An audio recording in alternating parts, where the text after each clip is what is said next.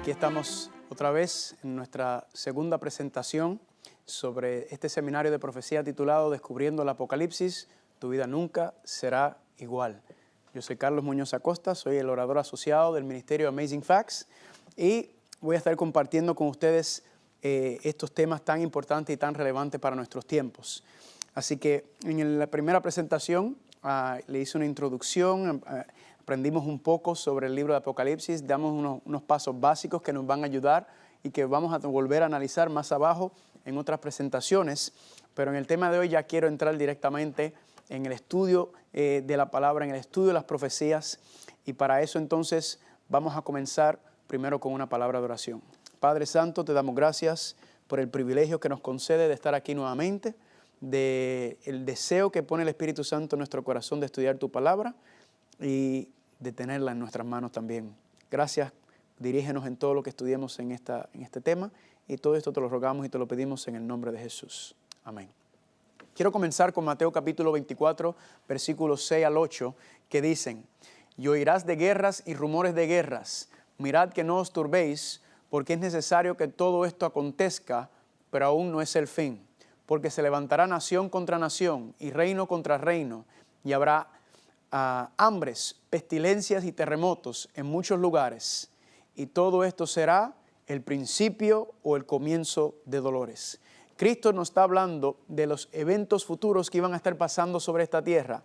Guerras, violencia, batallas, hambrunas, enfermedades, terremotos. Y todo esto lo estamos viendo. E incluso alguna gente dice y comenta, pero eso no es nada nuevo, eso siempre ha ocurrido sobre la tierra. Y sí, aunque es cierto, siempre ha ocurrido, pero no con la intensidad y la frecuencia que estamos viendo durante estos últimos tiempos en los cuales estamos viviendo. Estamos viendo una intensificación y noten que Cristo dijo, todo esto es solamente el comienzo o el principio de dolores. Ahora, la pregunta que la gente se hace, la pregunta que me encuentro y la pregunta que yo también antes de ser un cristiano me hacía era, ¿cómo es posible que pueda existir tanto dolor y sufrimiento? ¿Cómo es posible que todo esto exista si Dios es amor?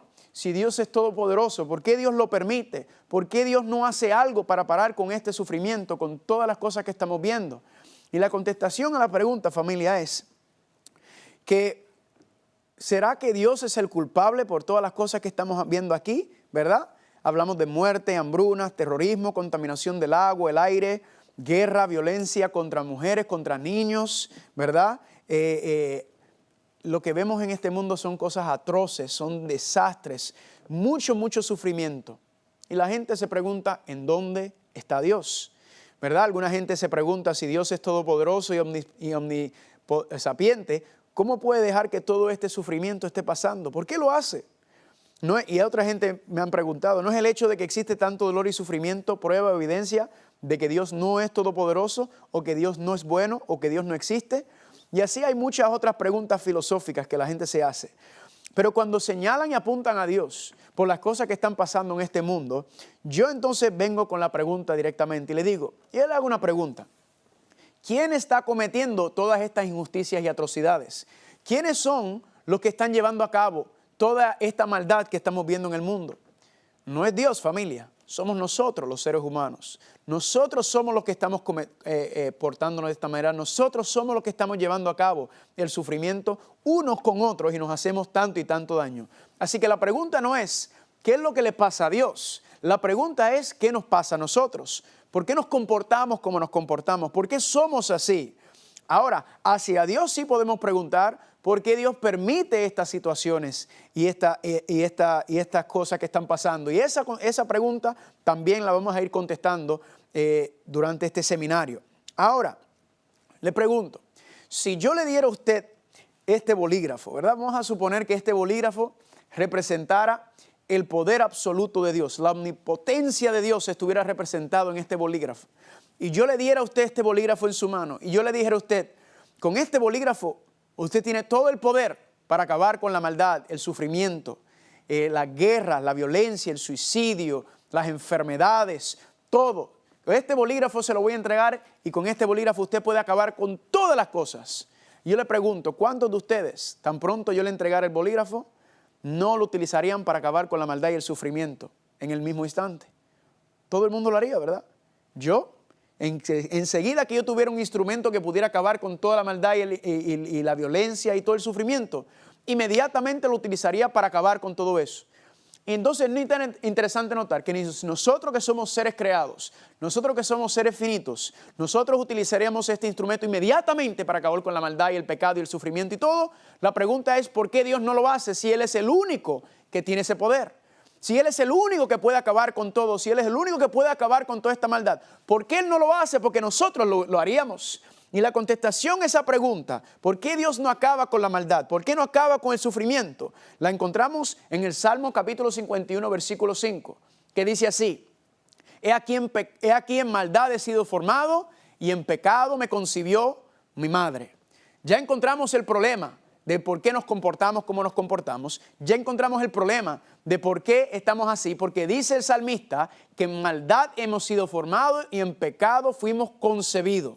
Si tenemos que tomar la palabra maldad y pecado y darle un sinónimo, a mí me gusta la palabra egoísmo. El egoísmo es un sinónimo a lo que es la maldad y el pecado. Y con el egoísmo, usted está pensando solamente en una persona. ¿En quién? En ti mismo. Ese es el problema que tenemos, familia. Ahora, ¿qué es lo que ocurre y por qué Dios no destruye? ¿Por qué Dios no termina y acaba con la maldad y el sufrimiento, con la maldad y el pecado y todo lo que vemos? Familia, porque el problema es que la maldad y el pecado existe dentro de cada uno de nosotros. Y si Dios fuera a acabar en este momento, en este instante, con la maldad y el pecado, acabaría con la raza humana. Extinguiría completamente la raza humana. ¿Están conmigo? Así que ¿cuánto quieren decirle gracias, Señor? Porque todavía nos ha dado un tiempo, una oportunidad. ¿Están conmigo?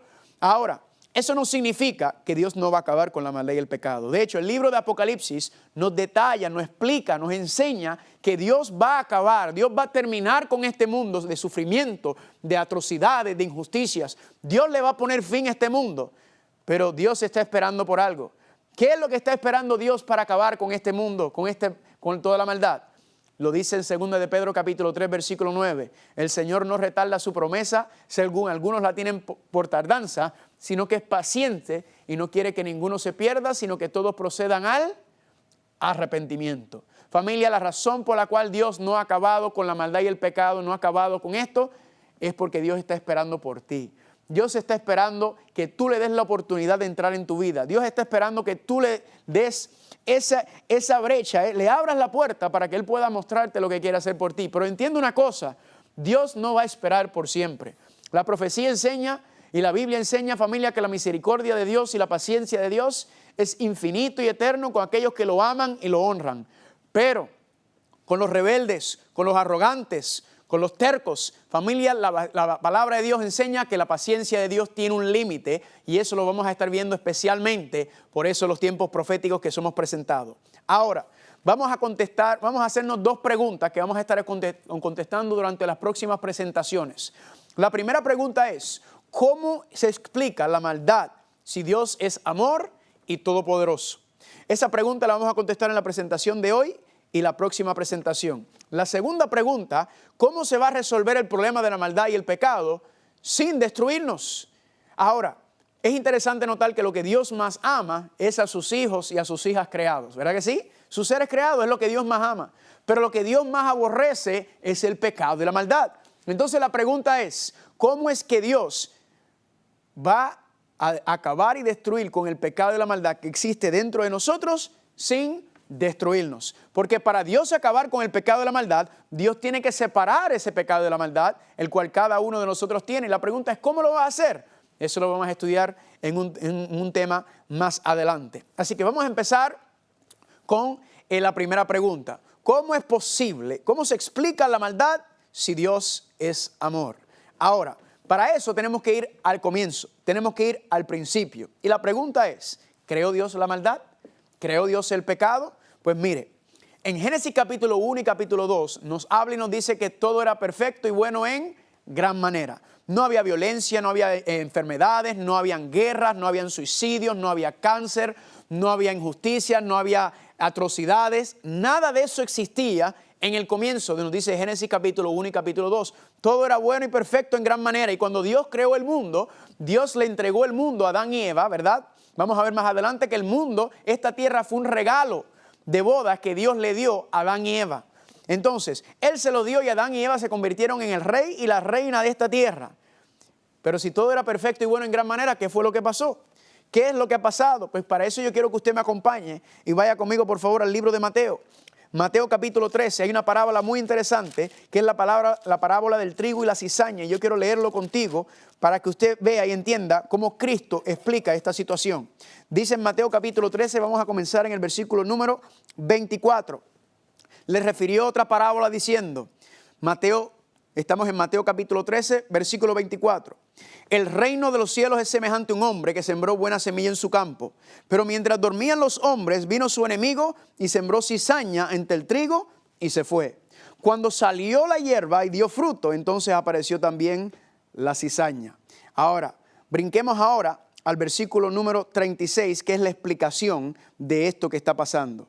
Dice, versículo 37, respondiendo él les dijo, el que siembra la buena semilla es el Hijo del Hombre.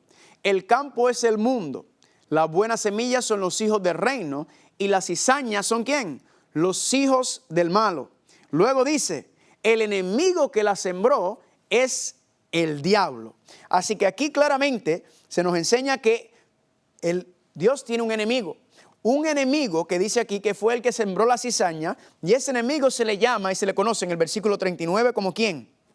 Como el diablo. Ahora, vamos a hablar un momento sobre este ser llamado el diablo. Cuando pensamos en el diablo, rápidamente pensamos en este ser rojo, ¿verdad? Con el palito de la barbecue, ¿verdad? Que el palito de la barbecue es para que cuando te estés cocinando en el infierno, para que te cocines bien, para que no esté muy crudo, cuando el diablo te vaya a meter el diente, ¿verdad? Ese concepto del diablo es rojo, es feo, tiene cuernos. Ese es el concepto cultural que tiene el mundo sobre quién es el diablo. Ahora, la pregunta es, ¿será ese verdaderamente quién es el diablo? ¿Será esa la explicación que nos habla el concepto, la imagen que da la Biblia sobre el diablo? Pues quiero que sepas que esa imagen que acabo de describir del diablo con garras, con colmillos, con cuernos, ese concepto del diablo, ¿sabe de dónde viene, familia? No viene de la Biblia, viene de la mitología griega, viene del paganismo. Y vamos a ver durante este seminario que muchos de los conceptos que nosotros creemos que son bíblicos, que vienen de la palabra de Dios, verdaderamente no, vienen de la mitología griega, vienen del paganismo y eso lo vamos a descubrir. Ahora, claro, al diablo le encanta que usted crea que él es un ser malvado, que tiene cuernos y cornillos. ¿Por qué? Porque si usted ve algo como eso corriendo, caminando hacia ti, ¿qué usted va a hacer? Usted va a salir corriendo.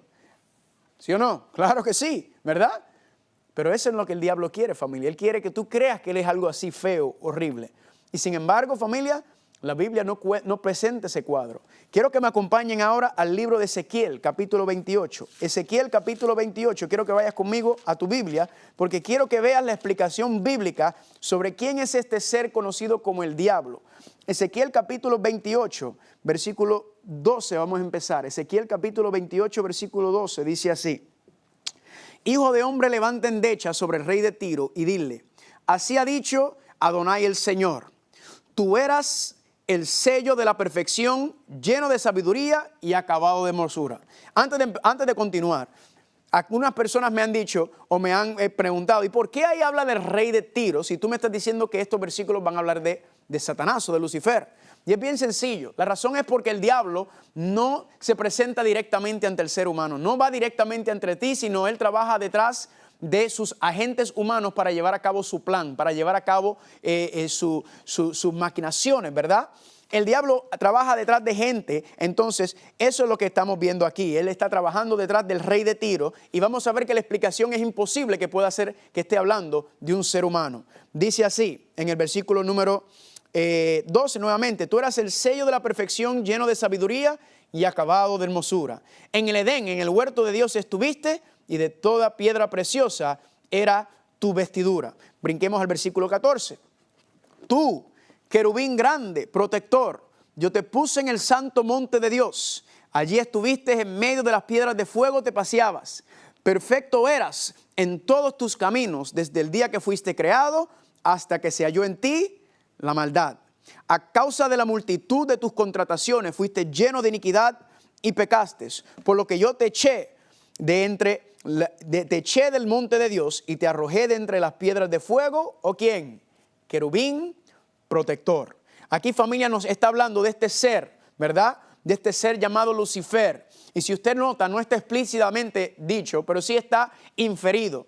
Lucifer era el ser más poderoso, más hermoso, más inteligente que Dios había creado jamás. Cuando Dios creó a Lucifer, sacó lo mejor de todo. No ha habido nunca en la historia del universo un ser más poderoso, más bello, más inteligente que es Lucifer cuando Dios lo creó. Y noten que dice que era perfecto en todos sus caminos. Era hasta que se halló en ti la maldad. En otras palabras, familia, esa palabra se halló en ti la maldad es que surge, es que crece. Es la palabra hebrea matzah, que significa apareció, se levantó, vino hacia adelante. Y entonces nos estamos empezando a ver y entender quién es este ser. Y dice, porque lleno de iniquidad y pecaste. Ahí entonces aparece el pecado, surge, la maldad surge con este ser llamado Lucifer. Ahora, sin embargo, aquí nos dice algo que nos ayuda a entender quién es Lucifer. Nos ayuda a entender un poco mejor quién es este ser. Y es que se le llama querubín grande, protector. Dos veces lo menciona, querubín grande, querubín protector. Ahora, ¿qué es un querubín? Un querubín, cuando estudias la Biblia, es un nivel de ángel. Hay varios niveles de ángeles, está querubines, serafines. Él es un querubín, pero ese concepto de querubín resalta en otra parte en la Biblia. Resalta en una parte muy interesante dentro de la palabra de Dios. ¿Y en dónde es que resalta este concepto del querubín? Es dentro del santuario. Dentro del santuario, dentro del templo de Dios. En la presentación anterior habíamos hablado que el libro de Apocalipsis está situado en el santuario, ¿verdad? Es Cristo básicamente caminando por el santuario. Claro, no un santuario terrenal, sino un santuario celestial. Vamos a ver, a medida que sigamos estudiando y profundizando, vamos a ver que todo el santuario explica y desglosa todas las cosas que vamos a estar viendo por medio de las profecías, porque el libro de Apocalipsis está localizado en el santuario. Ahora, le dice que él es un querubín grande y protector. Cuando vamos al santuario, hay un lugar en el santuario muy interesante que se llama el lugar santo, ¿verdad? El santuario está dividido en tres partes: el atrio o el patio, el lugar santo y el lugar santísimo. Y en el lugar santísimo, ahí está lo que conocemos como el arca del pacto, ¿verdad? Quizá usted ha escuchado o ha visto alguna serie o alguna película que hablan del arca del pacto. Pues es interesante notar, miren, entonces, ¿qué tiene que ver el arca del pacto con Lucifer? Y cuando empezamos a leer en Éxodo capítulo 25, del 10 al 22, mira lo que dice aquí. Harás un propiciatorio de oro fino. Propiciatorio es el arca, ¿verdad? Es la cobertura, es la palabra propiciatorio en inglés. Se le llama el trono de la misericordia o the throne of mercy, the mercy seat, ¿verdad? Un propiciatorio de oro. Harás también 2 querubines de oro. Aquí aparece el concepto de los querubines. 2 querubines habían sobre el propiciatorio, que irán en los 2 extremos del propiciatorio. Un querubín irá en un extremo y un querubín irá en el otro extremo. Así que piensa como en una caja, ¿verdad? El arca del pacto como una caja. Y entonces tenía lo que se le llama el propiciatorio, que iba encima de la caja, que cubría el arca, y ahí habían 2 querubines. Le siguió diciendo Dios a Moisés: los querubines extenderán sus alas y cubrirán con ellas el propiciatorio. El propiciatorio lo pondrás encima del arca, y dentro del arca pondrás el testimonio que yo te daré. Ahora notamos, familia, que sobre el propiciatorio estaban los 2 querubines, y dice Dios que la cobertura iba encima del arca, ¿verdad que sí? Y Dios nos dice que se manifestaba entre medio de esos 2 querubines. Le dijo a Moisés: yo te voy a hablar de entre medio de los 2 querubines, yo te voy a explicar, yo te voy a dirigir, pero entre medio de estos querubines te voy a hablar. Lo que mucha gente le conoce que se llama la Shekinah, que es la manifestación o la presencia de Dios en el lugar santísimo, entre medio de esos 2 querubines, entre medio de esos 2 ángeles. ¿Están conmigo? Ahora, la pregunta es, ¿qué representa el arca del pacto? Como habíamos dicho, hay mucha simbología en la profecía apocalíptica, y el santuario está directamente relacionado con la profecía apocalíptica. Así que, ¿qué significa o qué quiere decir entonces? ¿Qué representa el arca del pacto? Que ya sabemos que están 2 querubines o 2 ángeles. Pues nos dice Segunda de Reyes capítulo 19, versículo número 15, que el Señor Dios de Israel, que moras entre los querubines, solo tú eres Dios de todos los reinos de la tierra. La profecía nos está diciendo, familia, que Dios mora entre medio de los 2 querubines. ¿Sabe lo que representa el arca del pacto, familia? El arca del pacto representa el trono de Dios. Por ejemplo, en Isaías capítulo 6, Isaías vio una visión y vio dos ángeles. ¿Y vio quién entre en medio de los dos ángeles? Vio al Señor, vio a Dios.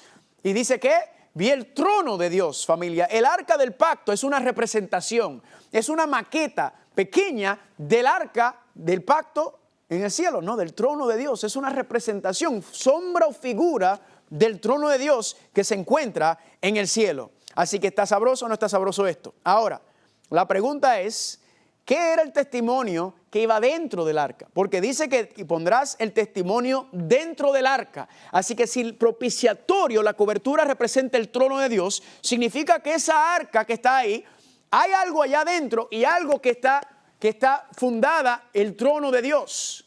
Y bien sencillo, dice Éxodo capítulo 31, versículo 18, y dio a Moisés cuando acabó de hablar con él en el monte Sinaí, 2 tablas del testimonio, tablas de piedra escritas con el dedo de Dios. ¿Sabroso o no sabroso? Aquí nos dice entonces que lo que estaba dentro del arca son ¿qué? Son las tablas del testimonio, las tablas de piedra. Y nos dice Éxodo 40 y 20, y tomó y puso el testimonio dentro del arca y colocó las varas en el arca y puso el propiciatorio arriba sobre el arca. Así que ¿qué es lo que estaba dentro del arca? Los 10 mandamientos, la santa ley moral de Dios. ¿Qué me está diciendo ese concepto, familia? Me está diciendo que si el propiciatorio representa el trono de Dios y en el arca estaban los 10 mandamientos, significa que el fundamento o la base del trono y del gobierno de Dios son su santa ley moral. La ley moral es la que rige el gobierno universal de Dios, los 10 principios morales. La ley santa es la que dirige todo el reino de Dios. ¿Sabroso o no sabroso? Ahora regresando a los querubines. Si ya sabemos que habían 2 querubines, entonces ya sabemos quién era el primer querubín. Y ese primer querubín era ¿quién? Lucifer. Familia, Lucifer estaba en la misma presencia de Dios. El nombre Lucifer significa portador de luz, ¿verdad? Y la palabra luz en la Biblia se utiliza en varios contextos para hablar de la luz, para hablar de conocimiento, pero sobre todo la luz significa o representa la gloria de Dios. Así que Lucifer, cuando Dios lo creó, era el portador de luz o el portador de la gloria de Dios. ¿Cuál era el trabajo que él tenía? El encargo que él tenía tan especial es que él era el que estaba encargado de llevar y dar a conocer al resto del universo, a todos los ángeles, la gloria de Dios. El trabajo de él era velar, cuidar por el carácter de Dios, por el trono de Dios, para que todo el universo se diera a conocer por medio de él. Ese era su trabajo tan importante. Pero ¿qué fue lo que le pasó, familia? Lamentablemente vimos que decía en Ezequiel capítulo 28, hasta que se halló en ti la maldad.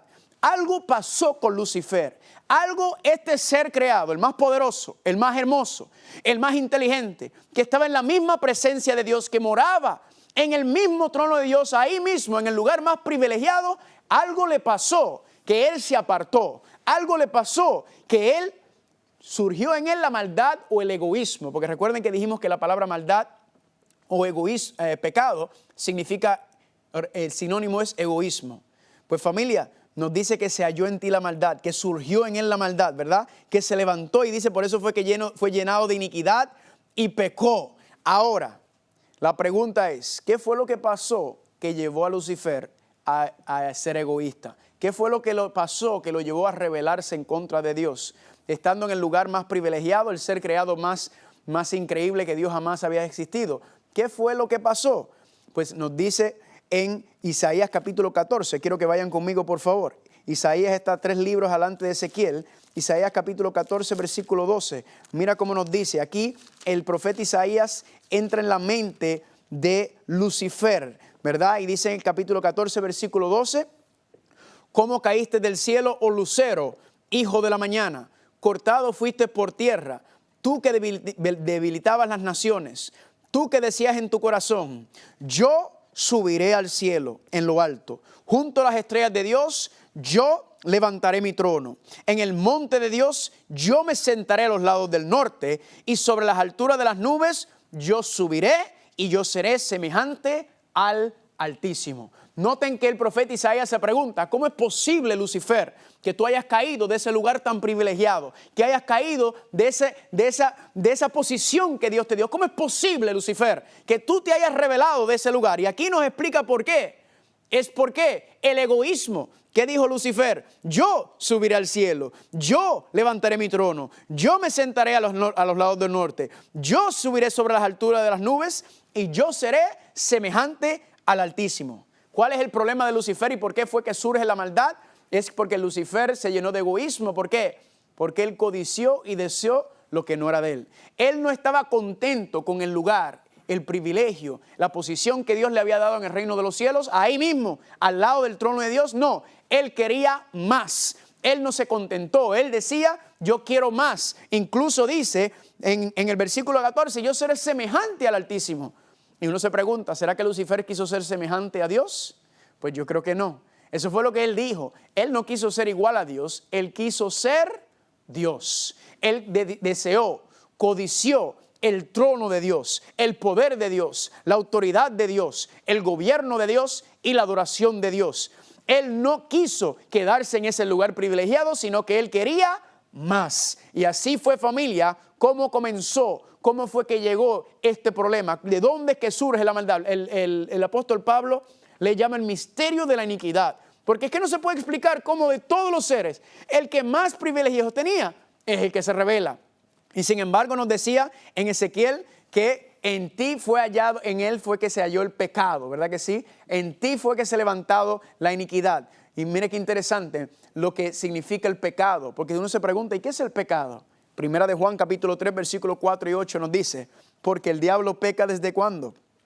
Desde el principio, desde el comienzo, lo que leímos en Ezequiel, ¿verdad? 28. ¿Y el pecado qué es? La infracción de la ley. El pecado es transgresión de la ley. Así que nuevamente, viendo el concepto de la ley como la base y el fundamento del gobierno de Dios, y Lucifer, que era el portador de esa gloria, el portador del trono de Dios, que se supone que llevara y compartiera esa luz y fuera el que lo mantuviera en alto, familia, es el mismo que se rebeló en contra de la ley de Dios y por eso dice que pecó, fue lleno de iniquidad y pecó. Así que ya estamos comprendiendo y entendiendo un poquito más sobre este asunto. Ahora la pregunta, ¿será que Dios creó el diablo? No, familia. Dios creó a Lucifer, un ser hermoso, poderoso, inteligente sobre todos los demás seres creados, pero lamentablemente en él surgió el pecado y la maldad. Ahora, cuando vamos ahora un poquito más profundo, nos preguntamos, ¿y cómo fue entonces que llevó a cabo su rebelión? ¿Cómo fue que llevó a cabo su rebelión? ¿Cómo fue que pudo? Porque él solo, pues una persona sola puede hacer daño. Sí, ¿verdad que sí? Una persona sola puede hacer daño. Pero para hacer daño, mucho daño, necesitas más personas, ¿verdad que sí? Necesitas entonces un ejército. La pregunta es entonces, ¿cómo fue que Lucifer llevó a cabo su rebelión en el cielo? ¿Cómo fue que lo logró, familia? Pues por medio de su rebelión. Vayan conmigo, por favor, en su Biblia, Apocalipsis capítulo 12. Quiero compartir con ustedes Apocalipsis capítulo 12 y vamos a ir al versículo número 7. Apocalipsis capítulo 12, versículo número 7. Miren qué interesante. Apocalipsis capítulo 12, versículo número 7 dice así. Después hubo una gran batalla en el cielo. ¿En dónde hubo una gran batalla? ¿Una gran guerra? En el cielo. A veces uno pensaría que una gran batalla sería, ¿verdad? Uno piensa en batallas o en guerras, uno piensa en Afganistán, uno piensa en África, alguna parte de África, uno piensa en Siria, lugares donde hay conflictos armados, ¿verdad? Pero aquí nos dice la Biblia que la primera gran batalla, la primera guerra ocurrió ¿en dónde? En el cielo. Dice, Miguel y sus ángeles luchaban contra el dragón y luchaba el dragón y sus ángeles, pero no prevalecieron ni se halló ya lugar para ellos en el cielo. Y fue lanzado fuera el gran dragón, la serpiente antigua que se llama Diablo y Satanás, el cual engaña a los de Norteamérica. ¿Verdad que ahí nos dice Norteamérica? Dice el que engaña ¿a quién? Al mundo entero. Y fue arrojado a la tierra y sus ángeles fueron arrojados con él. Familia, aquí nos está dando una descripción terrible. Aquí nos dice que el dragón, que ya sabemos que es ¿quién? ¿China? No. Es el diablo. Recuerda, nosotros no interpretamos la profecía a nuestro gusto, a nuestra conveniencia, como me enseñaron, como a mí me gusta, sino nosotros dejamos que la Biblia sea la que se explique ella misma. Aquí nos dice que el diablo entonces tenía un ejército de ángeles. Y dice él que fue lanzado el gran dragón, y noten cómo se le cambió el nombre de la serpiente antigua a Diablo y Satanás. El nombre era Lucifer, portador de luz en su etapa inicial, pero lamentablemente por su rebelión se convirtió en Satanás o el diablo. La palabra Satanás o diablo significa acusador, ¿verdad? El que señala, el que acusa, el que está, como decimos, hablando mal de otras personas, ¿verdad? Eso es lo que quiere decir el concepto de adversario, acusador, cómo se le cambió el nombre al enemigo. Ahora, la pregunta que nos hacemos es, ¿qué fue esa guerra o esa batalla en el cielo, según el versículo 7? ¿Será que fue una guerra con pistolas, con bombas, con armamento, como nosotros entendemos? Pues es interesante notar que esa palabra, hubo una gran batalla en el cielo. Eso es hubo una gran guerra, ¿verdad? Es la palabra griega que se llama polemos. Y la palabra polemos es la raíz para la palabra polémica o también para la palabra política. En otras palabras, familia, aquí nos está diciendo que la primera guerra, la primera batalla que surgió, no fue necesariamente una guerra con armamento, ¿verdad? Literal. No estoy diciendo que no haya sido esa posibilidad dentro de esta guerra, pero lo que me está diciendo cuando me utiliza la palabra polemos es que me está diciendo que la polémica, la guerra que estaba pasando, era un problema político. Esa era la polémica que había. ¿Y qué es eso? ¿Qué es la política? Es básicamente una guerra de ideas, ¿verdad? Es un debate de ideas, es un debate de pensamientos. Ahora, dentro de este debate, dentro de esta polémica que se forma, de esta política que está en el cielo, ¿tuvo éxito el diablo, sí o no? Sí, claro que tuvo éxito. No venció, porque ya vimos que dice que fue echado, ¿verdad? Pero se fue con un ejército, con sus ángeles. Y cuando leemos en Apocalipsis 12:4 nos dice que el diablo cuando se rebeló se llevó 1/3 parte de las estrellas del cielo con él.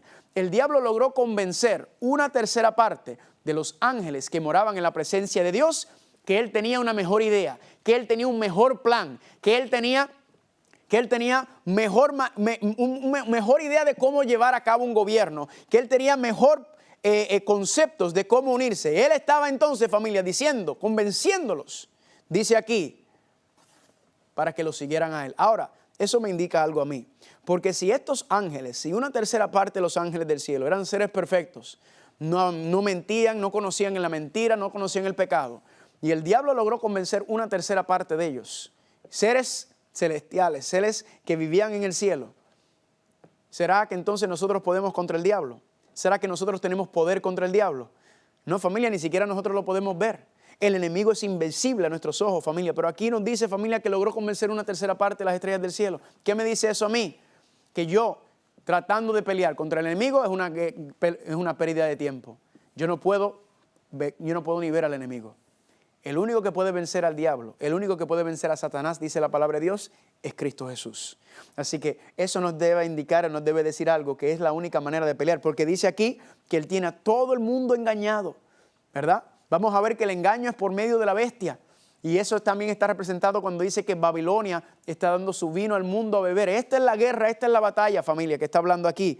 Es el engaño que Él tiene y ahora está llevando a cabo ese engaño aquí en la tierra, así como hizo. Ahora, pregunta, ¿cómo logró convencer Lucifer a billones y billones y billones de ángeles que vivían en el cielo a unirse a él a la rebelión? ¿Cómo fue que él logró convencerlos sobre esto? Pues familia, la Biblia nos explica y nos enseña algo muy interesante. En Ezequiel capítulo 28, versículo 16 dice, a causa de la multitud de tus contrataciones fuiste lleno de iniquidad y pecaste.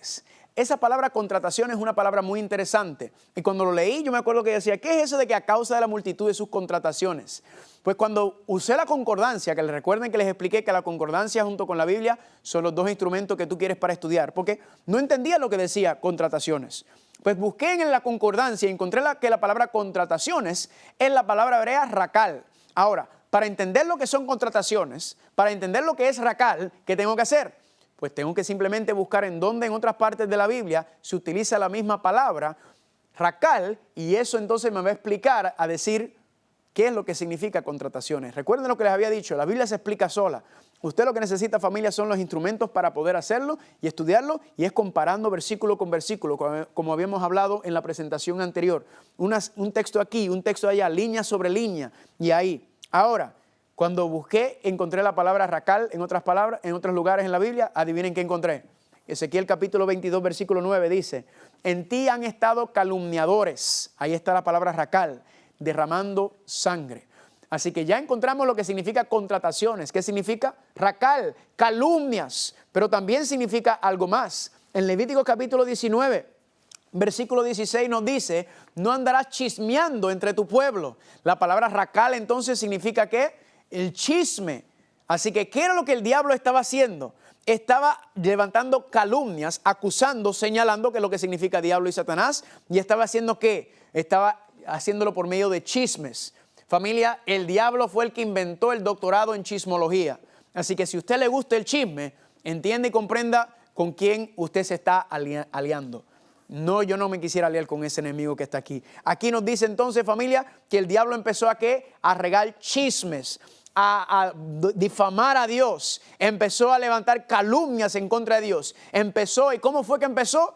A decirle a los ángeles, miren, yo tengo un mejor plan de gobierno, yo tengo mejores ideas, yo sé lo que podemos hacer mejor que Dios. Este Dios es un dictador. Dios con su ley nos está restringiendo. Dios es un mentiroso. Dios es un asesino. Vamos a ver más adelante que lo acusa de asesino también. Lo acusa incluso de ser un corrupto, de ser un sobornista en la Biblia. Y usted se preguntará entonces, ¿en dónde aparece estos conceptos? Los vamos a analizar ya mismo, pero te voy a mostrar uno.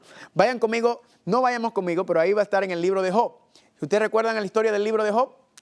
En la historia de Job, ¿qué fue lo que hizo? Dios le dijo a Satanás en Job capítulo 1, le dijo, mira, ahí está mi hijo Job, fiel, justo, recto, que me ama y me honra. Y el diablo, ¿qué le dijo a Dios? Quita tu protección de él, quita la verja de protección que tú tienes alrededor de él, quita tus bendiciones y él te va a maldecir. Y Dios dijo, ok, Dios vino y ¿qué hizo? Dios permitió y Dios quitó. ¿Verdad que sí? ¿Qué es lo que le estaba diciendo Dios? Mi hijo es fiel independientemente y a pesar de eso. Y así está la historia de Job y sabemos que ocurrió así porque si no hubiera ocurrido así no estuviera escrito en la Biblia. Ahora, ¿qué era lo que el diablo estaba diciendo? La única razón por la cual Job te sirve, la única razón por la cual Job te honra es porque tú lo proteges y lo bendices. En otras palabras, tú eres un corrupto, tú sobornas a tus hijos y a tus hijas y esa es la razón. Gloria a Dios por la historia de Job que muestra que no es así. Pero regresando a la temática, ¿qué estamos diciendo? El diablo está acusando, Dios es injusto, Dios es mentiroso, Dios es corrupto, dictador, todas estas cosas. Familia, en otras palabras, la creación se está rebelando en contra del creador. El ser creado se está levantando en contra del ser que lo creó. Dios está en conflicto con su propia creación y el carácter de Dios fue puesto en tela de juicio en este gran debate, en esta gran controversia que estábamos estudiando en Apocalipsis capítulo 12. Ahora, quizá usted, aquellos que son padres y madres, se acuerdan aquella vez, la primera vez que su hijo o su hija se le puso malcriado, ¿verdad? Cuando ese chiquito, esa chiquita le dijo o le levantó la voz o le habló en contra de usted, yo me imagino cómo usted pensó cuando la primera vez que ese chiquito, esa chiquita hizo eso. Usted me imagino que pensó, ¿y quién es este pedacito de gente que me está hablando a mí así? ¿Quién es este? Si este salió de mí, si tú eres producto de mí, ¿verdad que sí? Me imagino como mi mamá hubiera dicho, mire, yo te trajo a esta tierra y yo vuelvo y te siembro otra vez a esta tierra, ¿verdad que sí? Porque, ¿qué atrevido es esto? Familia, esto es lo que estamos viendo aquí. Estamos viendo una batalla entre Dios y su propia creación. Ahora, la pregunta que la gente se hace es, ¿por qué Dios no lo destruyó? ¿Por qué Dios no envió un fletazo, un trueno para destruir y acabar con Lucifer? ¿Por qué Dios no lo hizo? Y la contestación a esa pregunta es muy interesante. La única manera que yo le puedo mostrar la contestación a esta pregunta es por medio de un ejemplo. Les digo, vamos a suponer que el reportero, vamos a buscar el reportero quizás más famoso, más conocido del mundo hispano, se llama Jorge Ramos. Imaginen, vamos a poner una situación hipotética, que Jorge Ramos salga en la televisión y venga y diga a las 5 de la tarde, y diga, mundo hispano, Estados Unidos, mundo entero, yo tengo evidencia contundente de que el presidente Donald Trump anda envuelto en todo tipo de negocios ilícitos, en lavado de dinero, en tráfico de drogas, en todo tipo de negocio ilícito. Imagínense que Jorge Ramos salga con ese tipo de acusación, ¿verdad? Y que Jorge Ramos diga, a las 9 de la noche le voy a presentar toda la evidencia que confirma todo lo que les he dicho. ¿Qué va a ocurrir? A las 9 de la noche ahí vamos a estar todos pegaditos al televisor para ver qué es lo que va a decir Jorge Ramos porque la acusación fue grande, ¿verdad que sí? Y luego a las 9 de la noche, cuando aparece la televisión, prendemos la televisión, ¿qué sucede? Que sale el director de la FBI y dice, lamentamos decirle que acabamos de encontrar a Jorge Ramos con una bala entre en medio de los ojos, acaba de ser asesinado. Pregunto, ¿qué le va a decir eso usted sobre lo que le pasó a Jorge Ramos y sobre lo que dijo? Usted va a pensar inmediatamente, algo sabía Jorge Ramos. Algo sabía y ¿qué hicieron? Lo mandaron a callar, lo mandaron a silenciar. Eso, familia, pregunto, ¿hubiera resuelto el problema de la acusación que hizo el diablo? No, para nada. No hubiera resuelto nada. Al revés, sino que se hubiera intensificado, se hubiera fortalecido la acusación, porque con tú destruir o matar, el que creó la acusación, el que creó la idea, tú no destruyes la idea. Al revés, se fortalece la idea porque entonces se piensa, algo sabía Jorge Ramos y por eso es que lo mandaron a silenciar. Por lo tanto, el problema no se resuelve, sino el problema se intensifica. Y otro problema que vas a tener es que entonces los ángeles, en vez de adorar a Dios por amor, lo iban a hacer ¿por qué? Por miedo.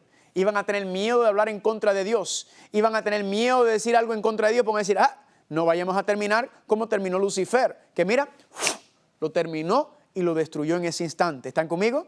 Familia, ahora es que viene el asunto bueno. ¿Cómo entonces es que Dios puede resolver este problema de la acusación falsa que hizo el diablo? Pues familia, ¿dónde es que se resuelven ese tipo de problemas de acusaciones y de personas que difaman a otros? Pues en un tribunal. En un tribunal, hay que ir a un tribunal. ¿Y qué se hace? Se presenta evidencia. Alguien viene con una acusación, alguien viene con algo diciendo algo en contra de uno. ¿Y qué hay que hacer? Hay que presentar evidencias que muestran lo contrario, que muestran que esa acusación es falsa, que a desacreditar esa información, esa evidencia que se presentó, esa acusación, tiene que ser con más información, con otra evidencia que contradiga lo que ya fue establecido y lo que ya está dicho. Y vamos a ver, familia, en unas presentaciones próximamente, cuál es la evidencia que Dios presentó para mostrar que la acusación de Satanás era falso. ¿Cuál era la evidencia que Dios presentó para mostrar que lo que estaba diciendo Lucifer no era verdad y que él verdaderamente era el que estaba levantando calumnias y hablando en contra de Dios? ¿Están conmigo o no están conmigo? Ahora, dentro de este gran problema que acabamos de ver, entonces, la pregunta es, ¿y qué tenemos que ver nosotros con esto? ¿Qué tiene que ver la raza humana con todo esto que estamos hablando en este contexto? Pues familia, vamos a ver próximamente que en la próxima presentación vamos a ver cómo llegó esto. Porque hasta ahora todo lo que estamos viendo y todo lo que estamos analizando ocurrió en el cielo, ocurrió allá. El conflicto comenzó arriba, ¿verdad que sí? El diablo desacreditando, señalando y acusando a Dios. Ahora, ¿por qué Dios lo permitió? Dios lo permitió por una razón muy simple. La primera ya la vimos, ¿verdad? Porque se levanta y se fortalece la acusación por el amor de los ángeles. Pero también, familia, es que Dios entonces, ¿qué dice? ¿Sabes qué? Le dice Lucifer. Yo voy a dejar, yo me imagino, ¿verdad? Yo pensando, yo voy a dejar que tú lleves a cabo tu plan de gobierno. Yo voy a dejar que tú lleves a cabo tu plan, ¿verdad? Para que todo el mundo vea y entienda a dónde va a llevar ese plan. En otras palabras, familia, está este debate, esta lucha de ideas que está existiendo. Me gustaría presentárselo de esta manera. Usted sabe, por ejemplo, las elecciones presidenciales que hubo el año pasado, y en cualquier elección, ¿verdad? Sea cualquier cargo político, uno tiene un debate. Y en ese debate, ¿qué ocurre? Tú tienes los dos candidatos, o los últimos dos candidatos, ¿verdad? Y entonces están en un debate. ¿Y qué pasaba en el debate presidencial? Vino el presidente Donald Trump y ¿qué dijo? Miren, yo tengo un mejor plan de gobierno. Yo tengo una mejor idea que Hillary en este contexto, ¿verdad? No la escuchen a ella es corrupta, el plan de gobierno de ella no existe. Escúchenme a mí, sigan mi plan, voten por mí, que yo tengo un mejor plan de gobierno. Luego entonces pasaba el momento a Hillary y venía la primera dama Clinton y ¿qué decía ella? Miren, Donald Trump es un corrupto, no lo escuchen a él, el plan de gobierno de él no sirve, escúchenme a mí, voten por mí. ¿Por qué? Porque yo tengo un mejor plan de gobierno, yo tengo una mejor idea, yo tengo mejores métodos y modelos que nos van a ayudar para crecer. Y eso es lo que está ocurriendo en el cielo, familia. Hay un debate entre Dios y el diablo. Está este debate, familia, este debate de ideas y tienen que tomar un lado. Y ya sabemos que tomaron lado o no tomaron lado. Claro que sí, hubo un voto. Una tercera parte de los ángeles del cielo votaron a favor del gobierno de Lucifer, pero 2/3 partes votaron a favor ¿de quién?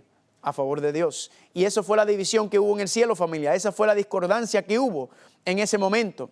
Y Dios entonces, esta es la parte linda, familia. Dios dice, con el dolor, yo me imagino con el dolor en el corazón que tenía Dios. Dios le dijo, yo voy a dejar que tú lleves a cabo tu rebelión.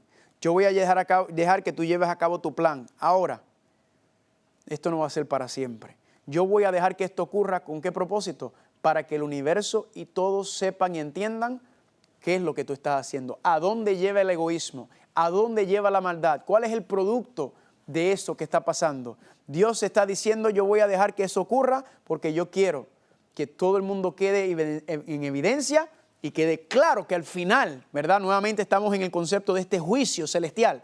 Al final se va a mostrar claramente quién tenía razón y quién no tenía razón. Ahora, pregunta es, ¿será que el diablo va a llevar a cabo esta rebelión para siempre? Pues ya sabemos que no. Sabemos que Dios le ha dado un tiempo determinado en el cual le va a permitir llevar a cabo esta rebelión, esta lucha, pero Dios no va a permitir que esto ocurra para siempre. ¿Están conmigo? Si vamos a Ezequiel capítulo 28, versículos 18 y 19, dice claro, yo pues sacaré fuego de en medio de ti, dice el Señor, el cual te consumirá y te pondré ¿en qué? En ceniza. Esto fue lo mismo que estábamos leyendo anteriormente. Espanto serás y para siempre dejarás de ser. Dios dijo, ¿qué le dijo a Satanás? Tú vas a dejar de existir. Tú no vas a vivir para siempre. Tú eventualmente vendrá el momento en cual dejarás de existir. Yo digo amén por eso, ¿verdad que sí? Porque esta rebelión ya sabemos que va a llegar a su fin. En algún momento Dios le va a poner fin a Lucifer. Incluso, si van conmigo por favor al libro de Hebreos capítulo 2. Hebreos capítulo 2, quiero compartir con ustedes este versículo sabroso por demás. Hebreos capítulo 2, versículo 14, dice así. Así que por cuanto los hijos participaron de carne y sangre, Él también participó de lo mismo. Esto está hablando de Cristo. Para destruir por medio de la muerte al que tenía el imperio de la muerte. Esto es, ¿quién? El diablo. Aquí dice claramente que el diablo va a ser ¿qué? El diablo va a ser destruido. El diablo va a ser acabado. El imperio del enemigo va a ser terminado. ¿Cuántos dicen gloria a Dios por eso? Yo digo gloria a Dios por eso. Amén. Y cuando llegue el momento, familia, la profecía nos enseña que el diablo no va a existir más. El diablo va a ser destruido al final de esta gran controversia, de este gran conflicto cósmico. ¿Y Dios qué va a hacer entonces? Dios va a establecer un cielo nuevo y una tierra nueva. Quiero que lo lean conmigo. Apocalipsis capítulo 21, versículo 1 y 4. Quiero que lo lean conmigo porque si recuerdan, el libro de Apocalipsis, habíamos hablado anteriormente, es un libro de esperanza, ¿verdad? A pesar de todo lo que acabamos de ver, a pesar del análisis que estábamos viendo de lo que ocurrió en el cielo, próximamente vamos a hablar de cómo fue que este problema, este debate, esta controversia, esta guerra llegó a la tierra. Pero todo lo que estamos viendo, familia, Dios tiene una promesa a pesar de todo eso. El libro de Apocalipsis nos trae esperanza y yo con ustedes quiero compartir ahora uno de mis versículos favoritos, el libro que más esperanza. Sí, el Apocalipsis habla de bestias y dragones, pero como hemos visto ya, todo eso es símbolo, todo eso son representaciones de cosas que están por venir. La Biblia nos enseña, familia, el libro de Apocalipsis, familia, tiene la promesa y la esperanza más linda. Y yo quiero compartir con ustedes uno de mis versículos favoritos. Apocalipsis capítulo 21, versículo número 1, dice así: vi un cielo nuevo y una tierra nueva, porque el primer cielo y la primera tierra pasaron, y el mar ya no existía más. Aquí, ¿qué nos dice, familia? Que va a haber un cielo nuevo y una tierra nueva. Esa frase, cielo nuevo y tierra nueva, ¿de dónde la sacamos? Pues si usted va a Génesis capítulo 1, dice: en el principio creó Dios los cielos y la tierra. Así que nos está diciendo que el cielo y la tierra que comenzó, ¿verdad? Entró el pecado, entró la rebelión. Dios nos promete que va a ser un cielo nuevo y una tierra nueva. Pregunta, ¿es buena esperanza eso? Y miren cómo dice Apocalipsis capítulo 21, versículo 4. Miren cómo dice Apocalipsis capítulo 21, versículo 4, que nos está hablando sobre ese cielo nuevo y esa tierra nueva. Y dice: enjugará a Dios toda lágrima de los ojos de ellos, y ya no habrá muerte, ni habrá más llanto, ni clamor, ni dolor, porque las primeras cosas pasaron. Dios promete que que en el cielo nuevo y en la tierra nueva ya no va a haber sufrimiento, no van a haber lágrimas, no va a haber clamor, no va a haber dolor, no va a haber llanto, no va a haber cáncer, no va a haber guerra, no va a haber suicidio, no va a haber enfermedades, no va a haber violaciones, no va a haber nada de lo que nosotros estamos experimentando y viendo en este mundo. La promesa es que a pesar de todo lo que pasó, Dios promete que va a crear un cielo nuevo y una tierra nueva. Y yo a eso le digo, amén. En donde ya nunca más se verá el sufrimiento, ya nunca más, familia, se levantará el enemigo con todo lo que ha hecho, con todo lo que ha logrado hacer, que comenzó en el cielo, vemos, lamentablemente, pronto Dios le va a poner fin a todo esto, familia. Pronto. Pero ¿cuál es el problema? Ya habíamos leído en Apocalipsis capítulo 12, del 7 en adelante, que decía que el mundo entero está engañado. El mundo entero está engañado. El diablo tiene al mundo entero engañado. Ahora, ¿por qué es importante entender esto? Porque si usted se cree que usted no está engañado, quizás usted está diciendo, yo no estoy engañado. Significa que usted está en el lugar perfecto para que el engaño tenga éxito. Porque el que está engañado no sabe que está engañado. El que está engañado no está consciente del engaño, porque si estuviera consciente, entonces no sería un engaño. El asunto y el problema que tenemos aquí, familia, es que el engaño consiste en que tú no sabes que estás engañado. ¿Y saben dónde está el engaño, familia? El engaño no está solamente en el mundo. Cuando habla de todo el mundo, se está refiriendo también a la iglesia. También dentro del cristianismo, familia, hay engaños. Entonces la Biblia nos está diciendo, nos está advirtiendo para decirnos que el diablo es tan astuto que logró convencer una tercera parte de los ángeles del cielo que él tenía un mejor plan de gobierno, que él tenía mejores ideas. Y él logró convencer una tercera parte de los ángeles del cielo. Y les repito nuevamente, ¿será que nosotros tenemos poder contra ese tipo de enemigo? No, familia, como dije, ni siquiera lo podemos ver. Entonces, ¿qué tenemos que hacer para poder resistir al diablo? ¿Cómo es la única manera que podemos soportar las batallas y las pruebas que él está llevando a cabo sobre nosotros?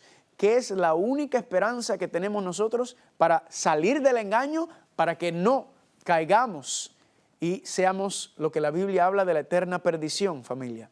Pues eso está en Santiago capítulo 4, versículos 7 al 8. Aquí está, familia, la única manera de poder mantener y sobrevivir. Dice, someteos pues a Dios. Primero que hay que hacer, someterse a Dios. Resistir al diablo. ¿Y qué pasa?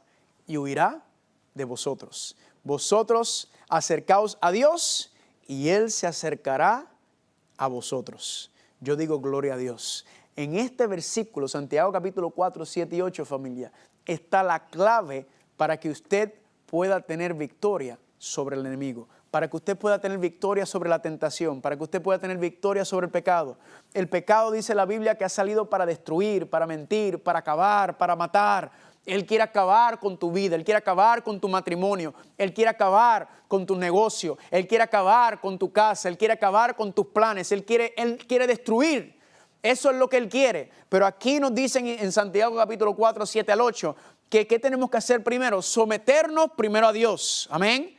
Someternos a Dios, poner nuestras vidas en las manos de Dios, nuestros matrimonios, nuestros hijos, nuestros negocios, nuestro trabajo, nuestras casas, todo se lo tenemos que poner. Y sometemos todo a Dios. Y luego el segundo paso que dice, resistir al diablo. En otras palabras, si nos sometemos a Dios, Él nos va a dar el poder para resistir al diablo o para resistir la tentación. Yo digo gloria a Dios por eso. Dios entonces nos dice, sométete a mí. ¿Y qué? Y podrás resistir al diablo por medio del poder del Espíritu Santo. Y cuando tú te sometes a Dios y cuando tú resistes al diablo, entonces la pregunta, ¿qué es lo próximo que va a hacer? Dice Santiago 4, 7 y el 8, y huirá de ustedes. ¿Cuántos dicen amén por eso? ¿Cuál es la clave para que el diablo huya? Someterse a Dios, y por medio del poder de Dios, Dios te va a dar el poder para resistir el diablo y la tentación y el pecado. ¿Y el diablo qué va a hacer? Tiene que huir. ¿Por qué tiene que huir? Porque no tienes más nada que hacer contigo. El diablo no, dice, no puedo hacer nada con él.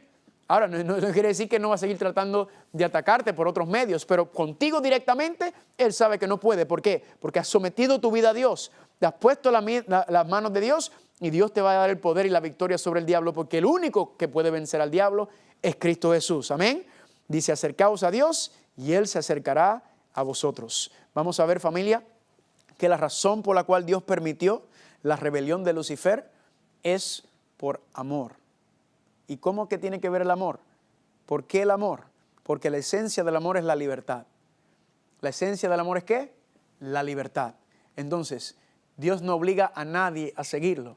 Dios no tiene máquinas y robots que quiere que lo sigan aquí y allá. Dios nos da el libre albedrío, nos da la libertad de poder seguirlo o de no seguirlo. Estamos libres para hacerlo y la rebelión de Lucifer es evidencia perfecta de esa libertad.